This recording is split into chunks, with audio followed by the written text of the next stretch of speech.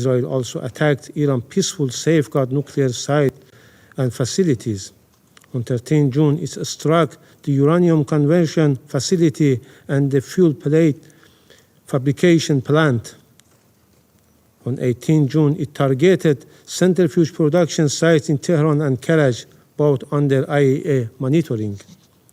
On the 19th June, it attacked the Iraq heavy water reactor built under the JCPOA terms and IAEA safeguard with no proliferation risk.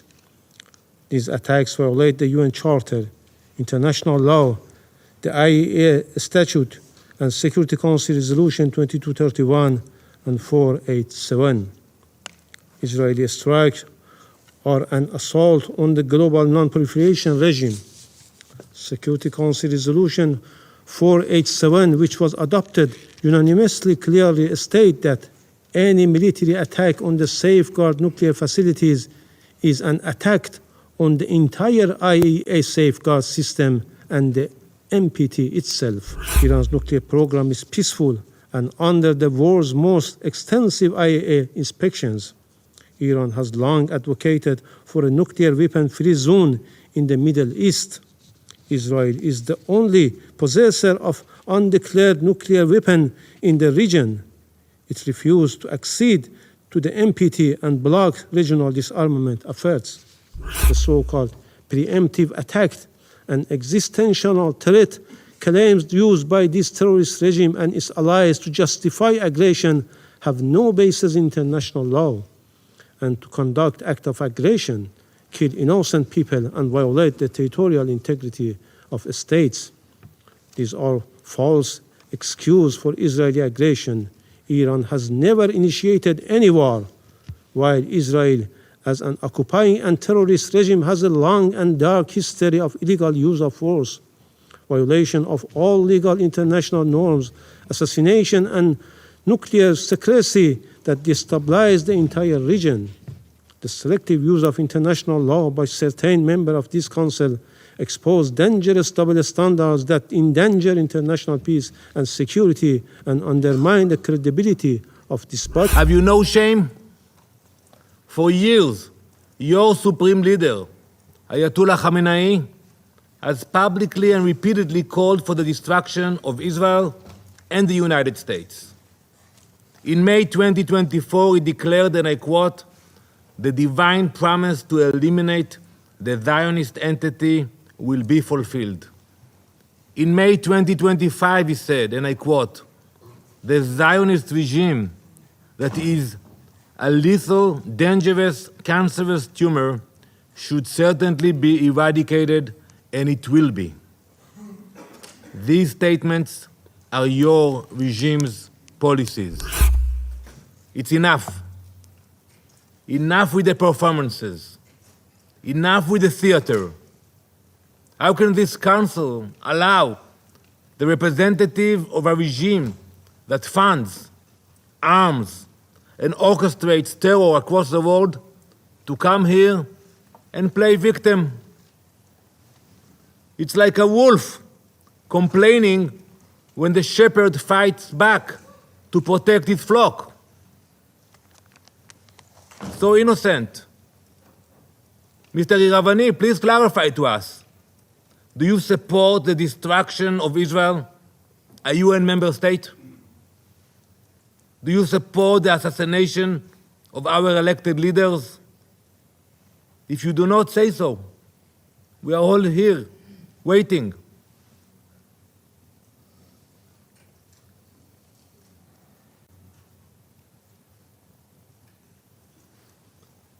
This council should put an end to this charade, once and for all.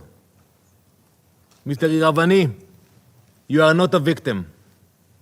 You are not even a diplomat. You are a wolf pretending to be a diplomat. And we are done pretending otherwise.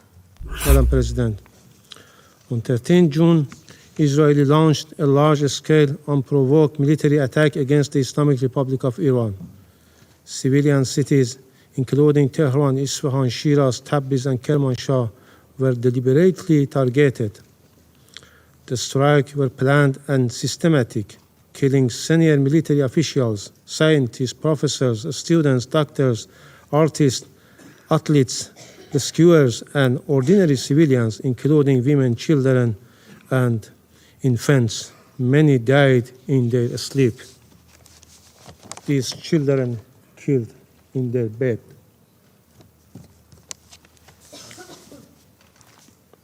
Hundreds of civilians have been killed and thousands injured. The aggression continues.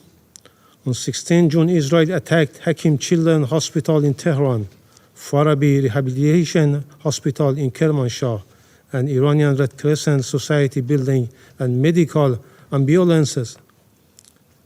These are only a few instances of the brutality and gross violation of international humanitarian law by Israeli regime. At least 2 pregnant women and their unborn children were killed. On the same day, Israel struck the national broadcaster's IRIB during a live broadcast, killing journalists and humanitarian workers. Just today, Israeli regime inflicted damage to 2 other hospitals in Iran, endangering the lives of patients and medical personnel. Up till now, 5 hospitals have suffered from heinous attack of Israeli regime, along with physicians and humanitarian personnel who have been killed or injured. There were not accidents, there were not collateral damage, they were deliberated war crimes, acts of a state terror, and example of barbaric warfare. Madam President, Excellencies, and colleagues, Israel also attacked Iran's peaceful safeguard nuclear site and facilities. On 13 June, it struck the uranium conversion facility and the fuel plate fabrication plant. On 18 June, it targeted centrifuge production sites in Tehran and Karaj, both under IAEA monitoring. On the 19th June, it attacked the Arak heavy water reactor built under the JCPOA terms and IAEA safeguard with no proliferation risk.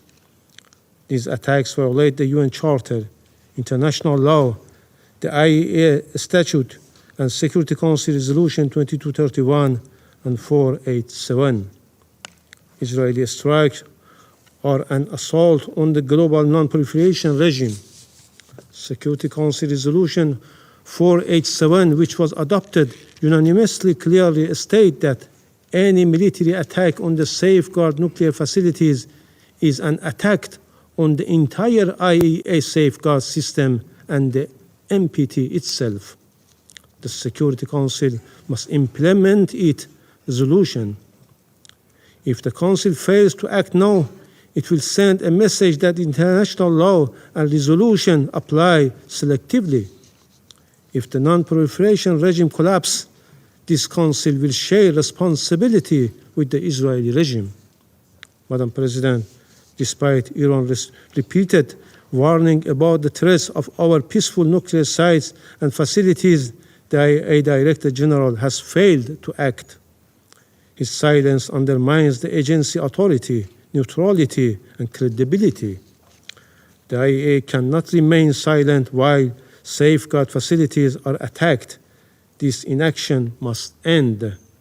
Israel openly declared that it will continue this strike for as many days as it takes. We are alarmed by credible report that the United States, as a depository of NPT, may be joining this war.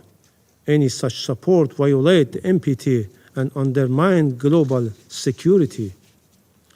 The selective invocation of international law by US, France, using it when convenient, discarding it when it constrained their allies, is a form of institutional hypocrisy that gravely undermines the credibility of this Council and the international law. Let me be clear, Iran's nuclear program is peaceful and under the world's most extensive IAEA inspections. Iran has long advocated for a nuclear weapon-free zone in the Middle East. Israel is the only possessor of undeclared nuclear weapon in the region. It refused to accede to the NPT and block regional disarmament efforts. Madam President, Israeli aggression violates the UN Charter. It breached the basic principle of prohibition of the use of force. It violates Iran's sovereignty and territorial integrity. It violates international human rights law and targets innocent civilians and threatens the right of life and security of our people. This regime committed war crimes, crimes against humanity and state terrorism. It attacks on safeguard nuclear facilities, set a dangerous precedent for global security. Madam President, the already dire situation has been exacerbated by mounting and irrefutable evidence of direct involvement by the United States in this illegal war of aggression. The US has publicly threatened to strike Iran's safeguard nuclear facilities. Such acts constitute a flagrant violation of Article 2, Paragraph 4 of the UN Charter and a breach of the sovereign equality of states. These reckless statements and actions emanate from the head of a state who is a permanent member of this council and entrusted with primary responsibility for international peace and security, and an irresponsible behavior. Madam President, Iran has exercised its inherent right to self-defense under Article 51 of the UN Charter. Our response has complied fully with international law, including humanitarian law. We have taken all necessary precautions to protect civilians. Iran will continue to exercise this right as long as the Security Council fails to discharge its primary responsibility under the Charter and until the Israeli aggression is fully and unequivocally terminated. The Security Council must act now. We reiterate our call on the Security Council to determine the Israeli illegal use of force and armed attacks against Iran are a breach of peace and act of aggression. Adopt binding and enforcement measures under Chapter 7 to halt the aggression and prevent its recurrence. Condemn clearly the violation of Iran's sovereignty and targeting of our safeguard nuclear facilities. Address the risk of wider regional war, especially the unlawful involvement of a third country. Madam President, the lies and fabrication used by representatives of Israeli regime and its Western allies don't work anymore to whitewash and justify its horrendous crimes. International law is clear. There is no right for Israel to commit this act of aggression, no right to attack and target civilian infrastructure or safeguard nuclear facilities, no legal or moral cover for war crimes. The so-called preemptive attack and existential threat claims used by this terrorist regime and its allies to justify aggression have no basis in international law, and to conduct acts of aggression, kill innocent people, and violate the territorial integrity of states. These are false excuses for Israeli aggression. Iran has never initiated any war, while Israel, as an occupying and terrorist regime, has a long and dark history of illegal use of force, violation of all legal international norms, assassination, and nuclear secrecy that destabilized the entire region. The selective use of international law by certain members of this council expose dangerous double standards that endanger international peace and security and undermine the credibility of this body. Without the support and protection of certain Western states, especially the United States, Israel could not have been able to commit this aggression with such impunity. This complicity must be recorded by history. Finally, Madam President, Council's failure to act at this critical juncture would constitute a profound abdication of the Council's responsibilities and a grave betrayal of fundamental principles of the United Nations. Inaction will embolden the aggressor, undermine international law, and send a message of dangerous impunity to the world. Thank you, Madam President. I thank the representative of the Islamic Republic of Iran for his statement, and I give the floor now to the representative of Israel. Madam President, I would like to thank the Secretary General, USG De Carlo, and Director General Grossi for your remarks. Madam President, before I begin my remarks, I must address the representative of the Islamic regime in Iran. Mr. Iravani, how dare you? How dare you write 5 letters in the last week, come before this council, demand a session, and ask the international community for sympathy? How dare you ask the international community to protect you from the consequences of your own genocidal agenda? Have you no shame? For years, your supreme leader, Ayatollah Khamenei, has publicly and repeatedly called for the destruction of Israel and the United States. In May 2024, he declared, and I quote, "The divine promise to eliminate the Zionist entity will be fulfilled."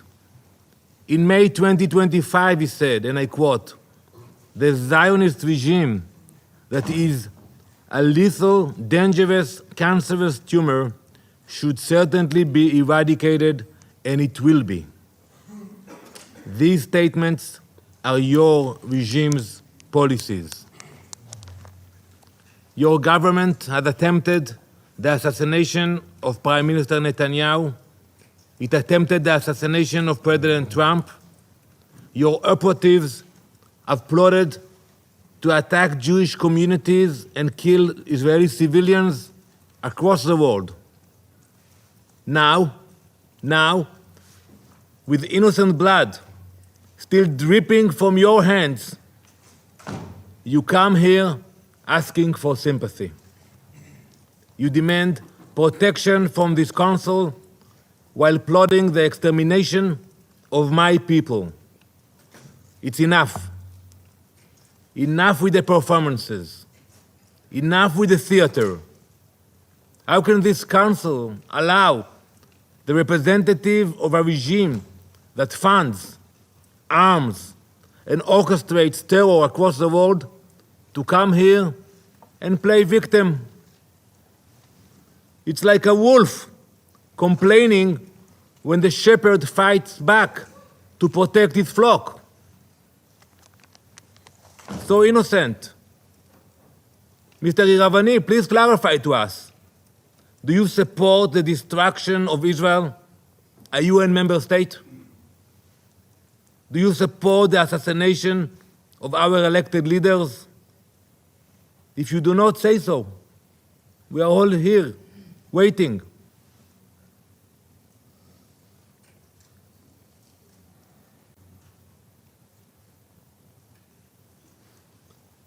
This council should put an end to this charade, once and for all. Mr. Iravani, you are not a victim. You are not even a diplomat. You are a wolf pretending to be a diplomat. And we are done pretending otherwise.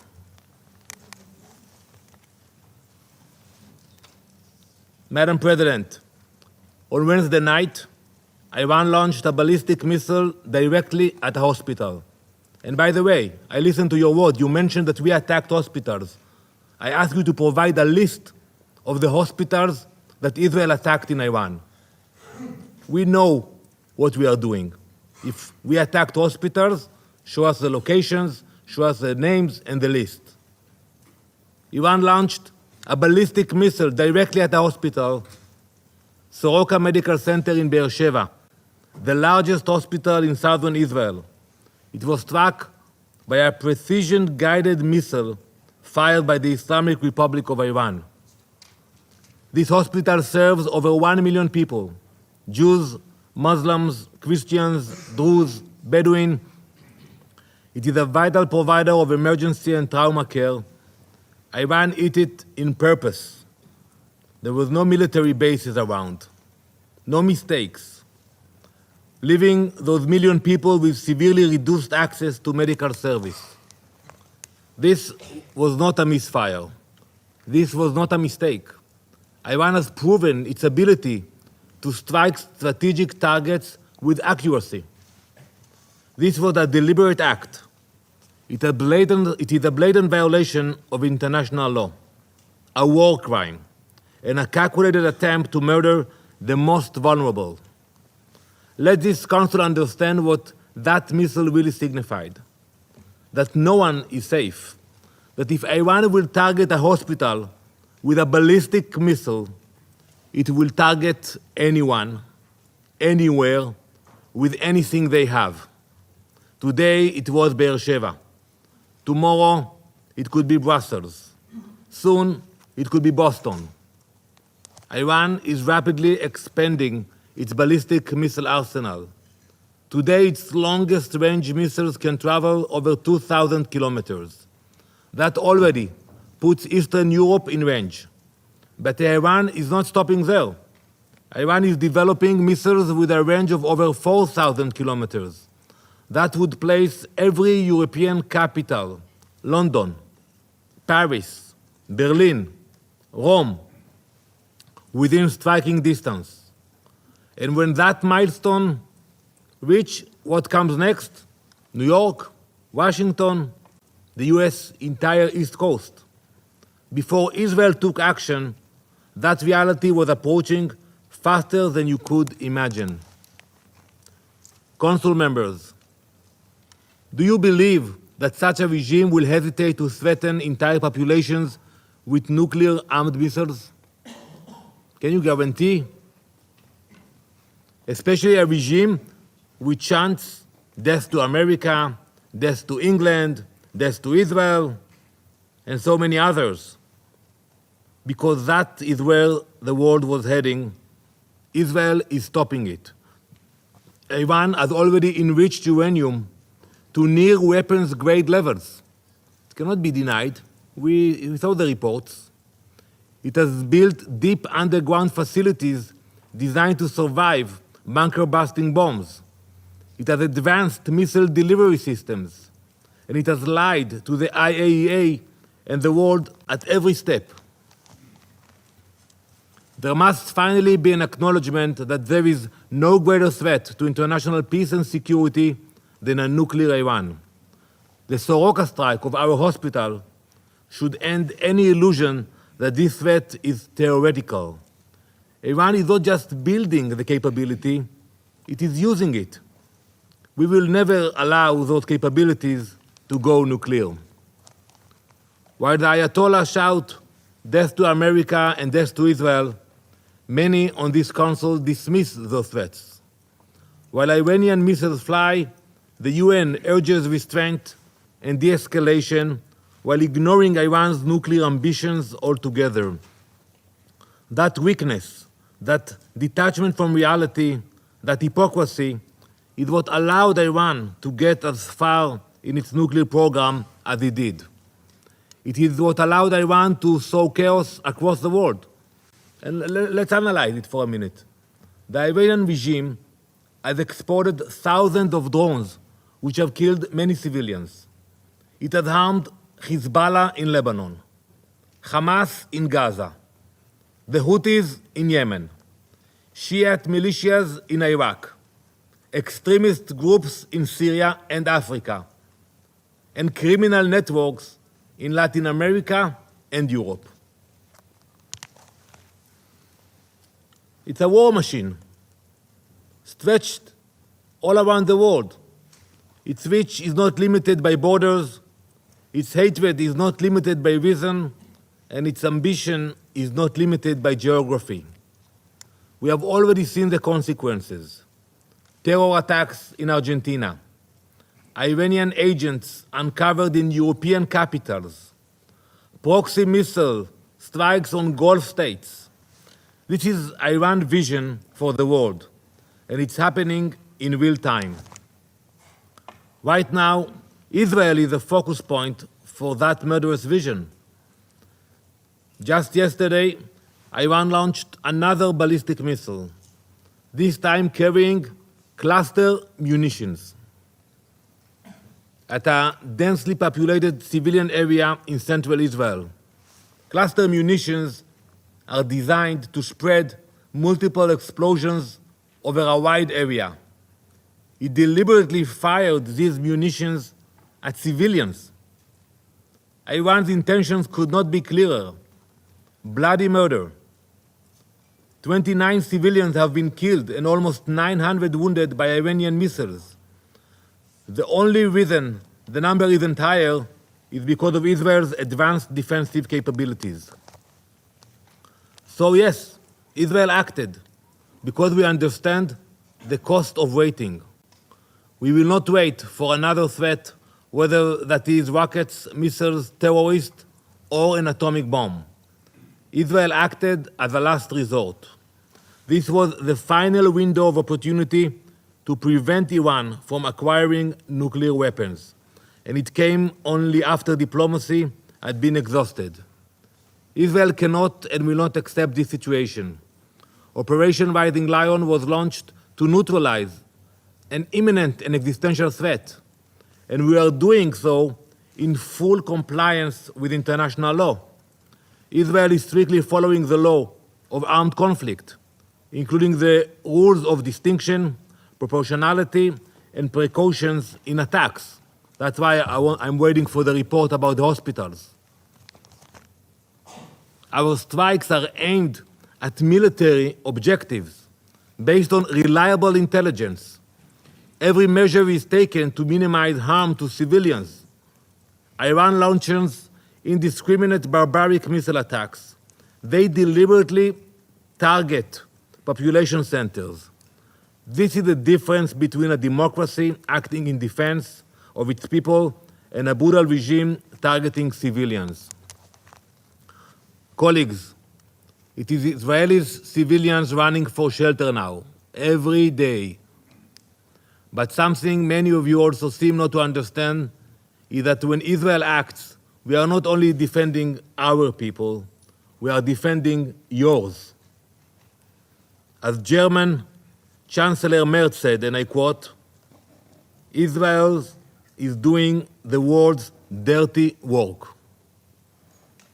We are the first target, but we will not be the last. We are holding the line between civilization and genocidal jihadist imperialism. Iran doesn't just want to destroy Israel. It wants to remake the world order. One missile, one terror proxy, one destroyed hospital at a time. So no, we do not apologize for defending ourselves. We do not apologize for striking Iran's nuclear facilities. We do not apologize for neutralizing the threat. Because while some here raise their voices when Israel strikes a ballistic missile site, they fall silent when Iran strikes a surgical wind. Some condemn us for destroying a drone factory, but say nothing when Iran hits a residential building. That is not balance. That is moral collapse. We are doing what this council should have done long ago. We are acting where the international community hesitated. We are stopping a threat that endangered the entire world. Though our homes, our families, and our children are under threat, we will not stop. Not until Iran's nuclear threat is dismantled. Not until its war machine is disarmed. Not until our people and yours are safe. This is not just Israel's fight. It is the world's fight, and if no one else will fight it, we will. Thank you, Madam President. I thank the representative of Israel for his statement.